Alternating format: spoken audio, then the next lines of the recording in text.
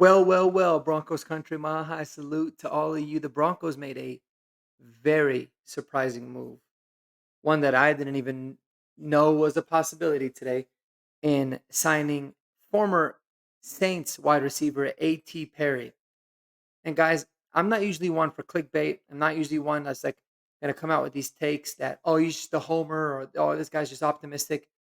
But I really think that this can be a very significant signing for the Denver Broncos, and we'll break down exactly why. Because I think this guy's a stud. I've liked him since I've seen him tearing it up in the preseason last year and this year as well. We'll get into that. But before we do, guys, if you love Denver sports news, if you love the Nuggets, if you love the Broncos, if you love the Avalanche, click that subscribe button, like the videos, help me out with the algorithms, and help me reach my goal of getting 500 subscribers. I appreciate it in advance, guys. Thank you so much. All right, let's get into it. Super exciting, super exciting signing by the Broncos today. They had signed former Saints wide receiver A.T. Perry. Now, I had no idea this guy even got released. I guess he had gotten released on the 4th. So, like on Friday or Saturday of last week by the Saints. And I think that their intention originally was to get him on practice squad to open up a roster spot for somebody else. Well, he elected to sign here with the Denver Broncos. And why that's so significant is he doesn't have a history with Sean Payton. Sean Payton was out of the league when he was drafted. He wasn't coaching, but he obviously has the history there with Pete Carmichael. And so they wanted to bring him in. And then you start to really dig because I do remember always seeing him. This dude, A.T. Perry's lighting it up in the preseason. Like he's kind of one of those preseason gems. Um, because if you look at his numbers, they're crazy. So it always kind of opens up your eyes a little bit. But I started doing a little bit of digging into this kid, and he is incredibly impressive from a talent standpoint. Um, so just to break it down here a little bit, let's go to his draft profile here. Okay, this is from 2003 from Lancer Line. I really like the work actually um, that NFL Network does with their combine. He was projected to be a third round pick, and apparently dropped a little bit in the draft because there's some medicals or some injury that he was coming off of that he didn't really do all that good on. And if you look at just his strengths and you look at his athleticism score and his production, right? An 80 production score and a 79 athleticism score with a total score of 81. That's, you know, first to second round talent. But the reason he was projected a third or a fourth rounder by a lot of these people is because he struggled quite a bit with drops in college. Um, and something that is obviously very fixable.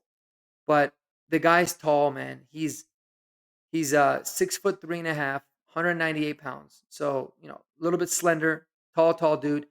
33 and a quarter inch arms is massive. He's extremely long. He's got a crazy catch radius. And he ran a 4.47 with a 1.59 split. I mean, he is an absolutely explosive athlete. This is, Marvin Mims type of testing numbers from a guy that's 20 pounds heavier and 6 inches taller. Extremely impressive. And he was a beast at Wake Forest when he was there. His numbers were crazy off the charts. But if you look at some of the strengths they talk about, they say tall wideout with elite arm length, able to stutter and widen to beat press. Um, really, they say that he's able to play through physical coverage. Um, through any kind of grabbing, carries long speed on vertical routes. Uh, and he seems to be a pretty decent route runner overall. Um, he's got some inconsistencies when it comes to like change of direction, and he has a lot of drops. Allows footballs to get on top of him, leading to drops. 17 drops over the past 17 seasons in college per Pro Football Focus, um, and that's about it. Otherwise, oh, and I guess he's not really the best blocker. But what Lance Zierlein says is that he makes the game look easy. This is what an NFC scout said. I think you have to live with some drops and focus on what he's really good at. And when you watch this guy play, and I watched quite a bit of him playing, not just going back and watching some of the preseason, but I watched some of the highlights in the regular season that he played last year. And guys, I get it. I get it. They're highlights. They're obviously supposed to highlight everything that that they're good at. But one thing that I can tell you is this guy plays with an immense amount of intensity, a lot of energy, very, very physical. Um, didn't seem to really struggle with drops too much, at least up to this point. in the NFL, and he is already, without a doubt, the most physically gifted and the most physically talented wide receiver that the Broncos currently have on their team, active roster or practice squad. And it is very apparent. I would suggest anybody to go and watch that boy play. Now, another really interesting thing here is that he has proven in the year that he played, he only played in a few games last year for the Saints, but he did get on the field after being drafted in the 6th round. And one thing that you'll see here when I pull up a Pro Football Focus from last season is that he's incredibly efficient. So his Pro Football Focus grades are fine, whatever, nothing crazy. But 18 targets, all right, 12 catches, pretty good. But 12 catches went for 246 yards. That is a massive, massive number. Somebody that is basically saying 20 and a half yards per reception is elite. But even furthermore, guys, of the 12 catches, 4 of them went for touchdowns. Now, I get it. I understand it's a small sample size. But basically, every 3 catches that he had, one of them went for a touchdown. Um, I guess it's every 1/4. No, it's every 1/3. Sorry, math is hard. 1/3 of all of the catches that he had went for touchdowns. And so, granted, like I said, small sample size, but how can you not be unbelievably intrigued? Usually, when you hear about a team getting rid of a player that has this kind of a resume, first of all, they were drafted by them last year, and they played great in the preseason last year and this year. They got some playing time in the regular season last year, played very well in that playing time, and then he gets cut. So that does make you question why. Why did that happen?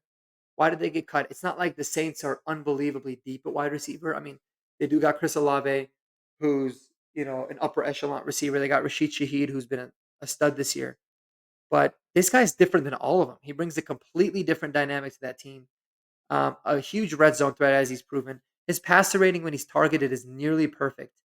So it is weird, um, but you would trust that the Broncos at least have enough information about him to be able to make the bold move to sign him to the practice squad. I can't wait to see this guy play.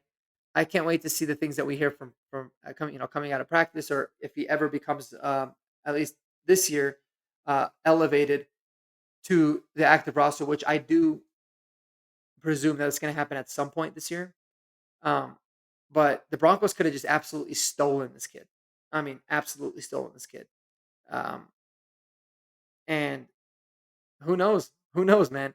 I'm I'm very excited about it. I'm still a little bit like shocked and confused about it because these kind of moves just don't happen often. It's so rare that you just see a team sign a receiver that just got dropped by their team that was drafted last year and was uber productive in the limited time that he played.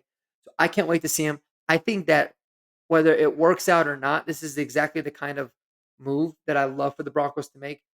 Bring in a guy, see what he can do, see what kind of juice or see what he's able to bring to this team, if any, uh, because we are in need of more explosiveness and more talent when it comes to the offensive side of the ball.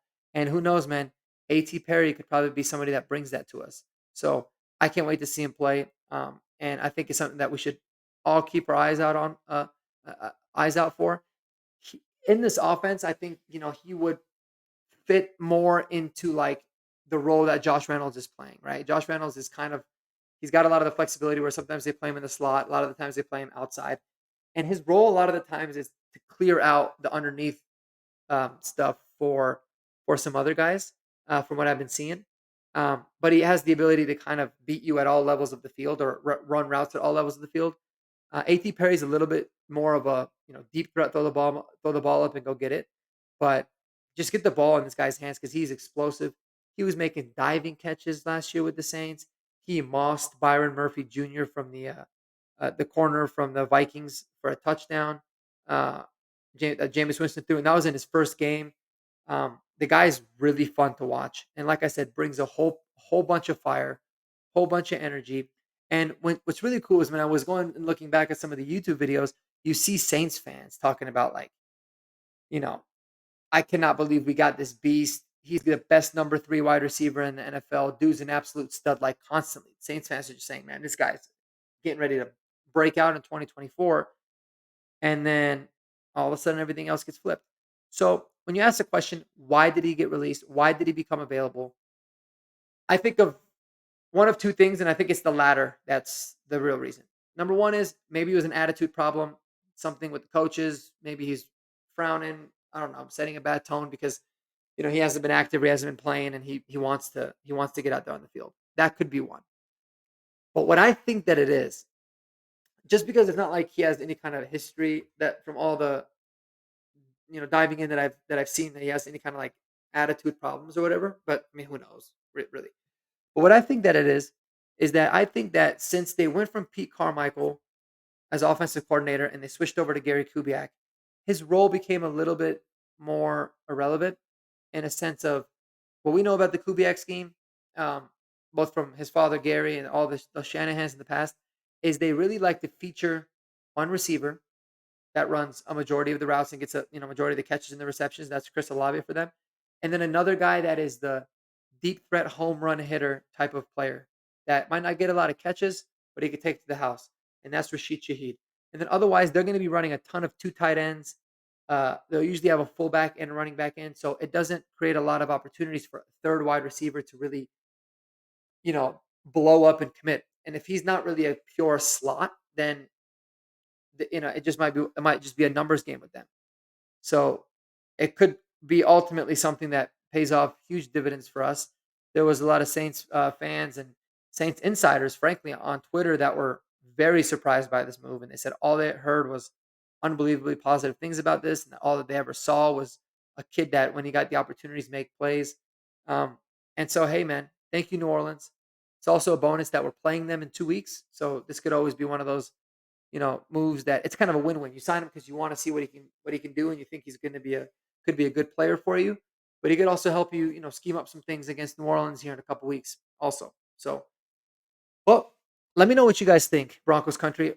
Write it down in the comments. What you think about A.T. Perry? I encourage you to go take a look at him, watch some of the videos on YouTube, check out some of his college tape, check out some of the stuff in the preseason and in the uh, in the regular season last year, and read up on him because there is a lot to love based off of what I'm seeing. So only time will tell, but I want to know you guys' thoughts.